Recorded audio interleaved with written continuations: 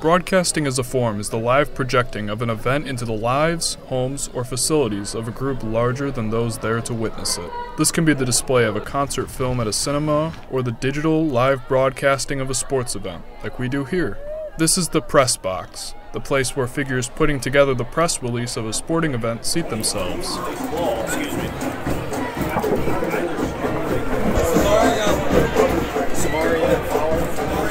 This can be the coaches of both teams, the announcers you hear at the games, or the network staff. People gather around far and wide for this stuff. Lines form to buy the tickets, a marching band comes in to play an opening and halftime show, and the network team is equipped with a professional video board in order to project these events from the field onto a larger canvas. It's in this press box area that you'll find the sound engineers, video board masters, cameramen and women alike, and the director of the stream, all working under the guise of a producer, in this case Matthew Rendall. Matthew Rendall is an educator at Mishawaka, where he teaches radio television, the principles of broadcasting, and more. This basement classroom is where you can find the studio setup for the Mishawaka Video News channel, as well as the equipment for the broadcasting division, and Rendall himself. My name is Matt Rendall. I graduated from high school here at Mishawaka actually in 2007.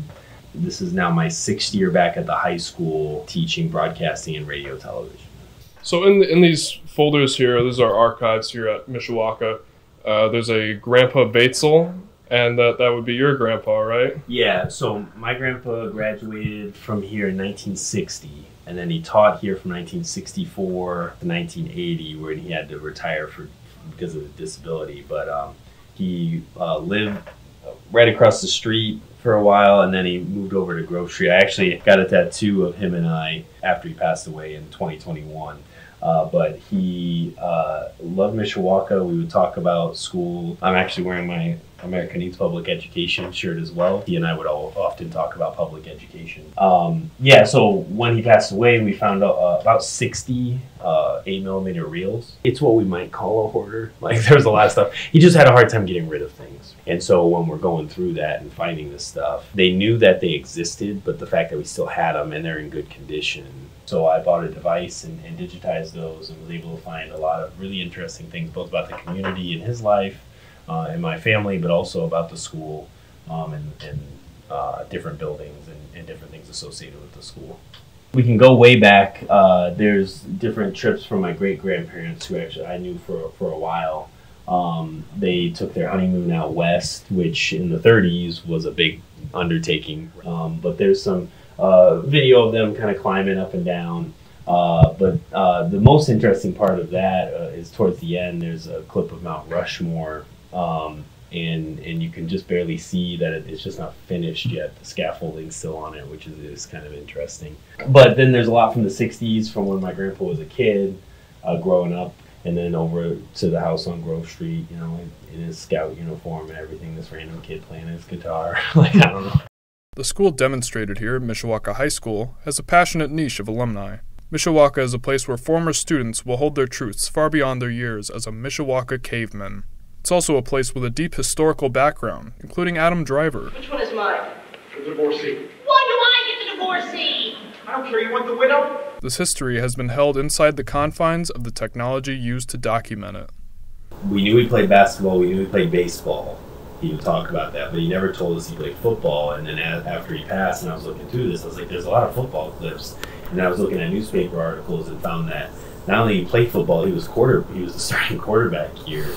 And there was a newspaper article I found where he couldn't play one Friday because he had like a foot infection or something. There's commencement from 1960. It showed both, and you can really tell in this commencement clip that it's the cave, right? You can see the angles, you can see all the stuff. And then my grandma and grandpa getting ready for prom. That's both interesting and special to me because my whole life my grandparents were divorced. Seeing them together and like kind of happy was kind of an interesting thing for us. But some of the cool stuff is the videotapes over there, if you want to flip the light on. I know we have a 1966 Mishawaka versus Penn game. It was like the first time. Yeah, this is like one from 1966. It's kind of cool because that was the first time they played in the game. I went in and I was all excited and I found out the game was 0-0. So nobody scored. It was like, Mishawaka pen. No one. You know, as we were talking about the school, it's just so cool as I teach here and live across the street now, right? You just don't get this kind of look into the history for multiple generations that we're able to, you know. My grandpa's mom, so my great grandma, her maiden name was Castleman. Carl Castleman was the mayor of Mishawaka in the mid 40s, and so able to see some of those things. Castle Manor at Merrifield Park is named after. People don't always associate with me with my grandpa Baetsle, and don't associate him with his grandpa Castleman because the names fell off because of like marriage and all those things. It's cool. It also took a lot of time to get these reels digitized. I got a device, but you have to play them through. So you have to sit there and let them play through. An 8mm film, just like any old film, can get caught, can get snagged, and a lot of it is spliced together, just taped together. So I was having to sit there and watch it. And so all of this, I'm sitting there watching. And it goes back, you know, this is my grandpa's baby book from 1940. That's really kind of special stuff you don't see often.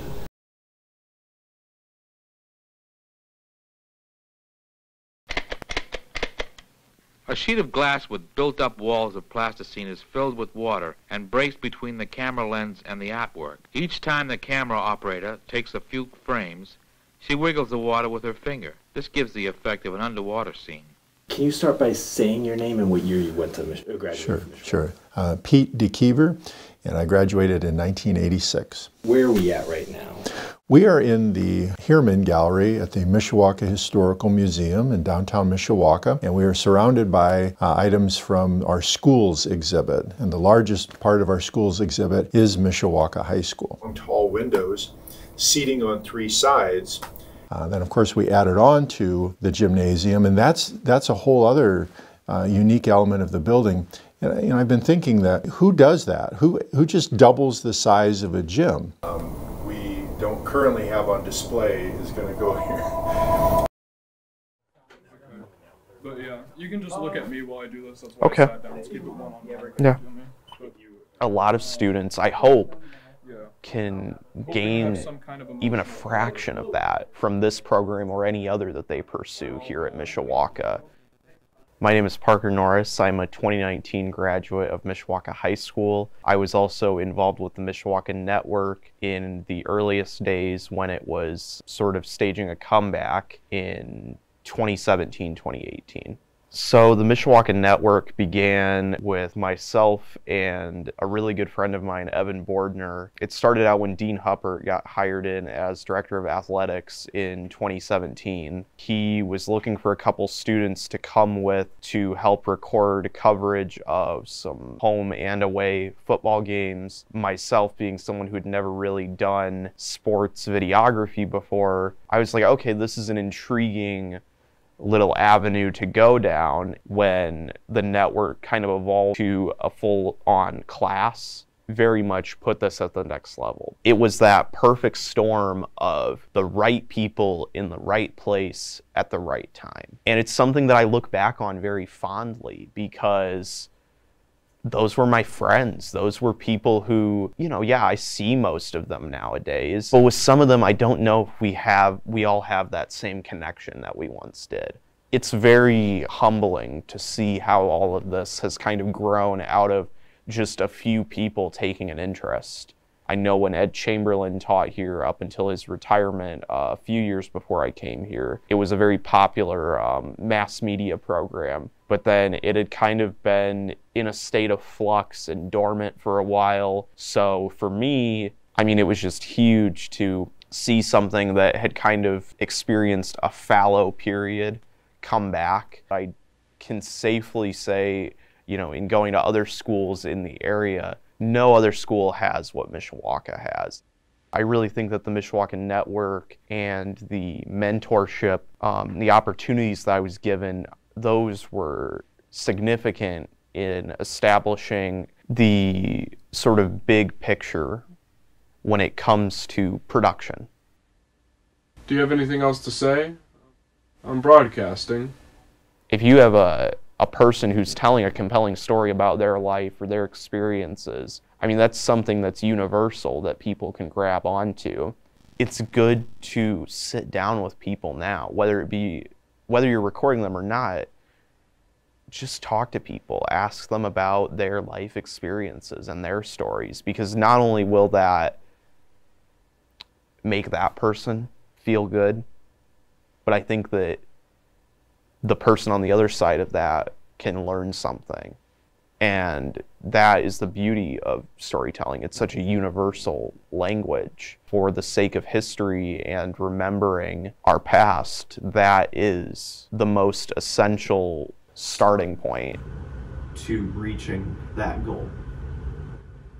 All right, that's all. Good. There's footage here from Kennedy's era, from Nixon's era, from Reagan's era even, coming together to show the history of Mishawaka, Indiana, all from the legacy of a small town's broadcasting group. Video productions change the world we live in, and they can inform an audience on a subject they hadn't heard of before. So that's all on the subject of broadcasting.